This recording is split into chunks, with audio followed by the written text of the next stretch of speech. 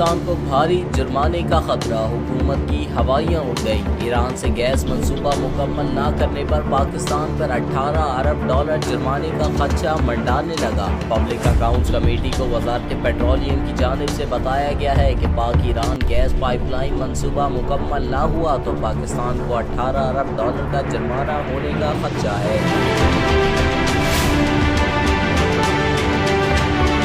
तफसीलात के मुताबिक बुध को PAC का इजलास चेयरमैन कमेटी नूर आलम खान की जेर सदारत पार्लियामेंट हाउस में हुआ। इजलास में कमेटी के अरकान समेत मुतालिका सरकारी इदारों के अफसरान ने शिरकत की। इजलास में इंकशाफ हुआ कि 325 अरब रुपए गैस इंफ्रास्ट्रक्चर डेवलपमेंट चीज की मद में वसूल किए मगर खर्च 2 अरब किए। 322 अरब रुपए पड़े हैं मगर प्रोजेक्ट नहीं चल रहा। Chairman public accounts committee Noor Alam Khan ने पाक ईरान गैस मंसूबे में हाइल रुकावटों के हवाले से कहा कि अमरीका हमें 18 अरब डॉलर का रिलीफ दे या फिर मुआहदे पर अमल दरामद की इजाज़त दे। मुतालबा किया कि अमरीका ईरान से गैस के हुसूल के लिए पाबंदी पर नजरसानी करे। PAC ने वजारत खारजा को इस सिलसिले में अमरीकी सफीर से राब्ते की हिदायत कर दी।